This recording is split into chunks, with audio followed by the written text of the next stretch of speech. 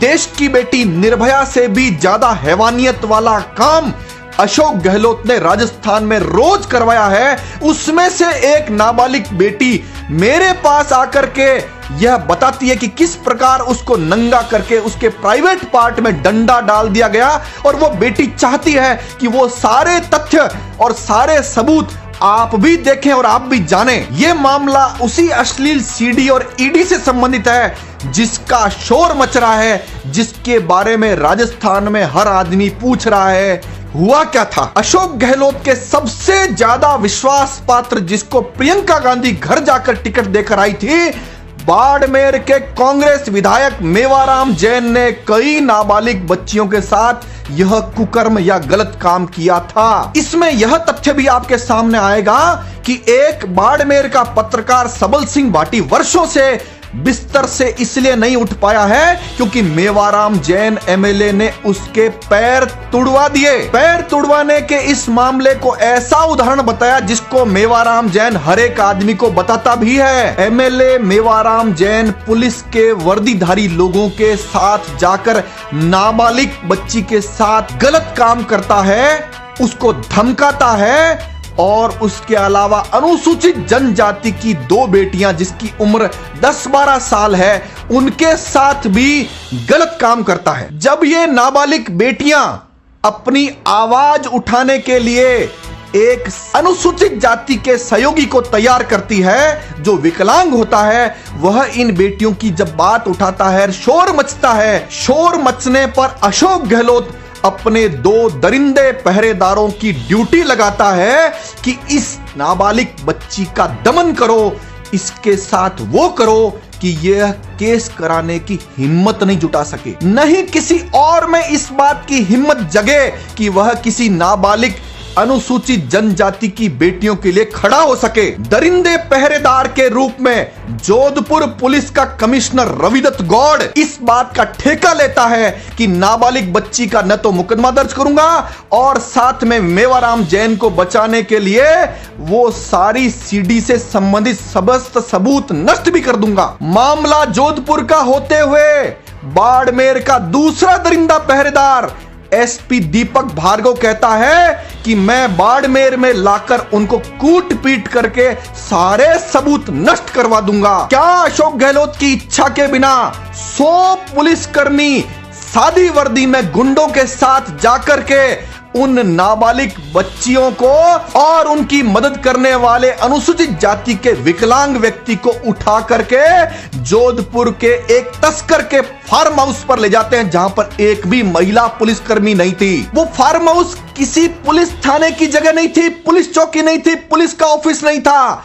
यह दरिंदे पहरेदार रविदत्त गौड़ के स्पेशल पुलिस वाले सादी वर्दी में और कई थानेदार सादी वर्दी में, बाड़मेर पुलिस के कई पुलिस वाले सादी वर्दी में, जिसमें गंगाराम खावा एसएचओ, जिसमें दाऊद खान एसएचओ, जिसमें आनंद पुरोहित डीवाईएसपी और कई गुंडे तस्कर उनके साथ जाते हैं और उन महिलाओं को पट्टे लगाने के बाद कहा जाता है नंगी हो जाओ। जब वो नंगी नहीं होती है, पुलिस वाले और गुंडे उनके कपड़े खींचकर फाड़ देते हैं। जोधपुर की बेटियों को नंगा करने के बाद जिस अनुसूचित जाति के विकलांग व्यक्ति ने उनको मदद की थी, उसके टूटे हुए पैर से भी उसको उल्टा लटका करके उसको वो यातना दी जाती है कि उसका सदमा इन महिलाओं के, इस नाबालिग बेटी के दिमाग में बैठ जाए। फिर उनसे कहा जाता है कि मेवाराम जैन से जुड़ा हुआ हर एक सबूत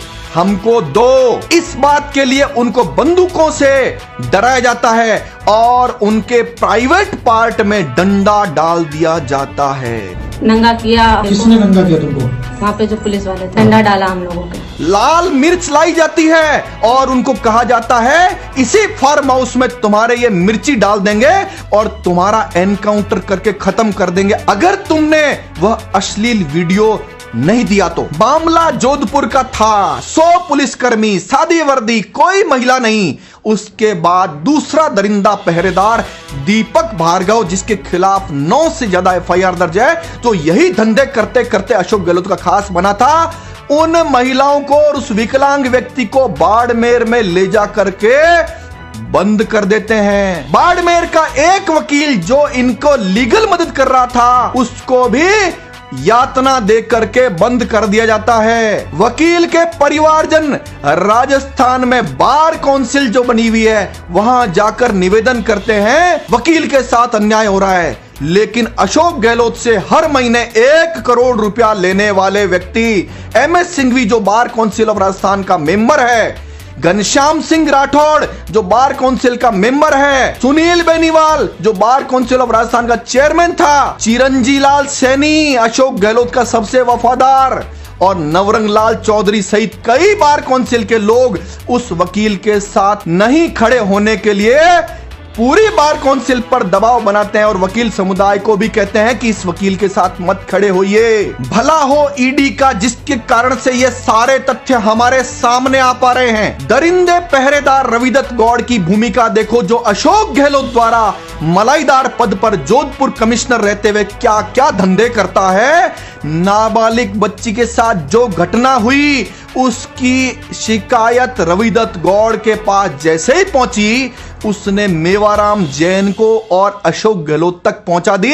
आज वो नाबालिग बच्ची दर दर की ठोकरें खा रही है। मेवाराम जैन जो खुलेआम वीडियो में कहता है कई राजस्थान हाईकोर्ट के जज मेरे रिश्तेदार हैं, और अशोक गहलोत खुलेआम कहता है मेरी सिफारिश से कई हाईकोर्ट जज बने हैं। जनता में और पुलिस में भ्रम की स्थिति पैदा कर दी है, अधीनस्थ न्यायालयों में भ्रम की स्थिति पैदा कर दी है। इसलिए उन सभी निर्दोष लोगों के खिलाफ अन्याय न केवल पुलिस कर रही थी, कहीं न कहीं कोर्ट भी औजार बन गए इन सब दरिंदे पहरेदारों के। ये दरिंदे पहरेदार उन सब पीड़िताओं और पीड़ित परिवारों के मोबाइल लाते हैं और उनको कूट कूट कर चूरा बना देते हैं और उसके बाद उसको तेजाब में गला देते हैं। लेकिन ये दरिंदे पहरेदार भूल गए कि जब तुम 100 पुलिस वाले जा रहे हो, कईयों के मोबाइल तुमने बंद भी कराए थे, लेकिन कई पुलिस वालों के मोबाइल और जो गुंडे आपके साथ गए थे उनके मोबाइल चालू थे, जिनकी लोकेशन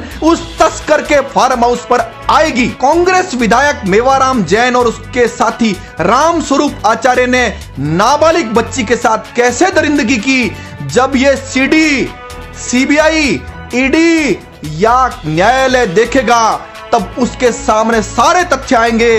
राजस्थान की कोई मां, बहन, बेटी अशोक गहलोत से, मेवाराम जैन से और दरिंदे पहरेदारों से नफरत किए बिना नहीं रह सकती है। पत्रकार सबल सिंह भाटी के टूटे हुए पैरों को देखकर डरा हुआ मीडिया और मीडिया मालिकों के घर नोटों से भरे हुए बोरे पहुंचने के बाद बिका हुआ मीडिया इस केस से संबंधित कोई भी साक्ष्य लेना चाहे तो मुझसे ले सकता है, लेकिन आपको एक शपथ पत्र देना पड़ेगा कि आप इस सच्चाई को जनता तक पहुंचाएंगे। आप इस नाबालिग बेटी के साथ जो घटना घटी है, जो दरिंदे पहरेदारों ने गुंडों के साथ मिलकर जो काम किया है, वह जनता तक पहुंचाएंगे। अगर आप ऐसा करते हैं तो आप भी, यानी मीडिया कर्मी भी, पत्रकार भी अपने घर में जाकर अपनी पत्नी, बेटी, बहन और मां को चेहरा दिखा पाएंगे। शांति धारीवाल की भाषा वाले मर्द कांग्रेस में हो सकते हैं, लेकिन मैं ये मानता हूं कि राजस्थान के जिस मर्द के पास ये बात पहुंचेगी, वह इस बात को हर एक नागरिक तक पहुंचा करके जब तक इन बेटियों के साथ न्याय नहीं हो जाए, जब तक ये दरिंदे पहरेदार और खादी में छुपे हुए रंगे सियार इनकी सच्चाई जनता के सामने पहुंचाने का जो मैंने बीड़ा उठाया है, इसके लिए मुझे